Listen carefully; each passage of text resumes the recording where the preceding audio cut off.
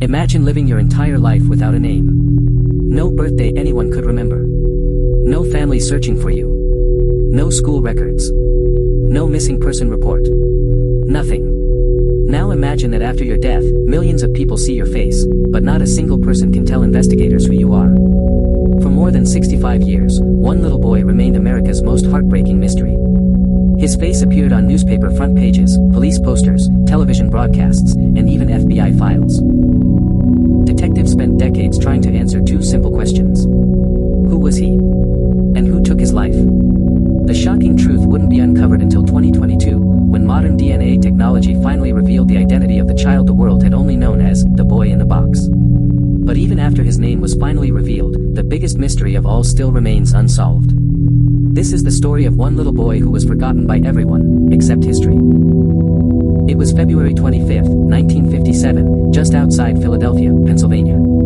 A quiet wooded area along Susquehanna Road had become a place where people often dumped unwanted furniture and household trash. Nothing about the area seemed unusual until a man noticed a cardboard box lying in the bushes. At first, it looked like ordinary garbage. But when police arrived and opened the box, they discovered something that would shock even experienced detectives. Inside was the body of a young boy believed to be between 4 and 6 years old. He was small for his age and appeared to have suffered from long-term malnutrition. His blonde hair had recently been cut, with loose hair clippings still attached to his body. He had no identification, no personal belongings, and no clothing that could reveal who he was. Even the labels had been removed. Investigators immediately realized this wasn't just another homicide. This child had no identity.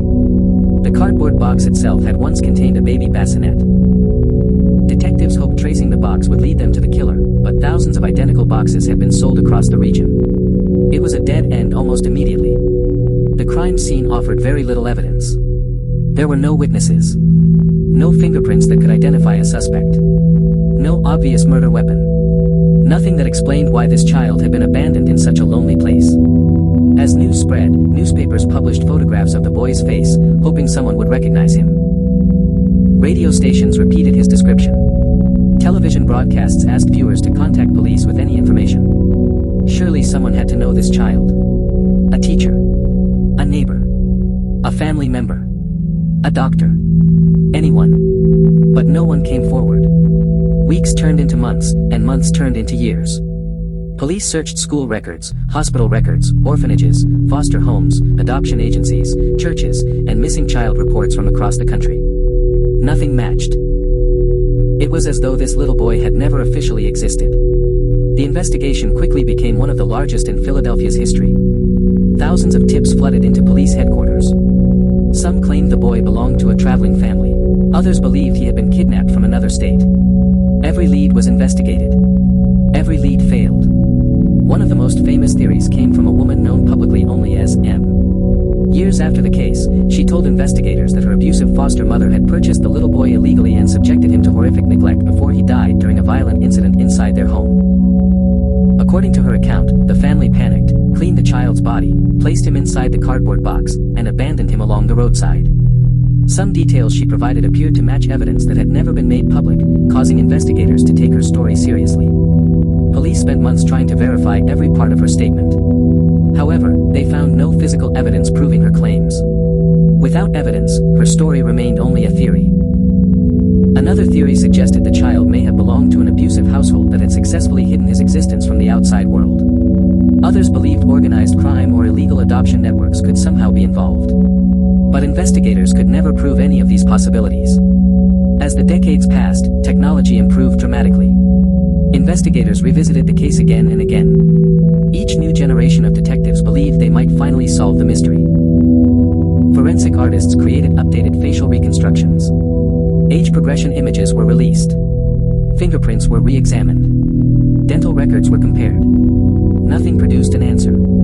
Still, detectives refused to give up. The boy in the box became more than just another cold case. It became a promise. A promise that this child would never be forgotten. By the early 2000s, advances in forensic science gave investigators new hope.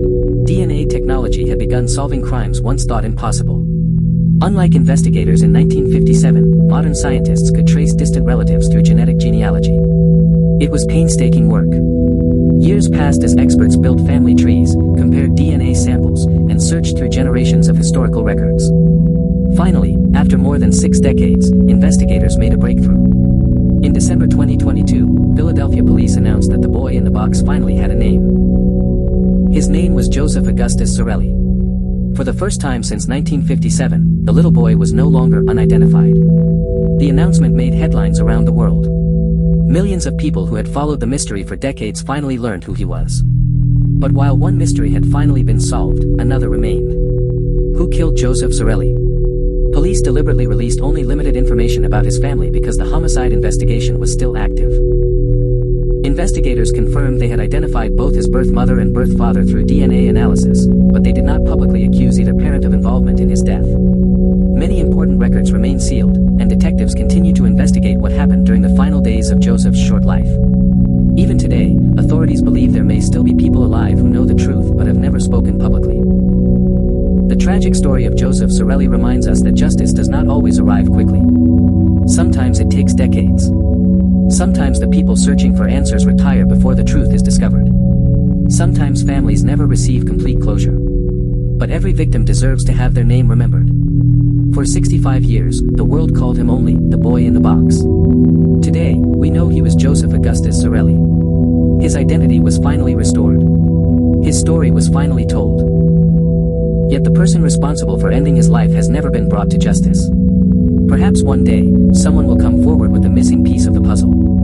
Perhaps new evidence will finally reveal what really happened in 1957. Until then, Joseph's case remains one of America's most haunting unsolved child homicide investigations, a reminder that even when time erases memories, the search for truth never truly ends.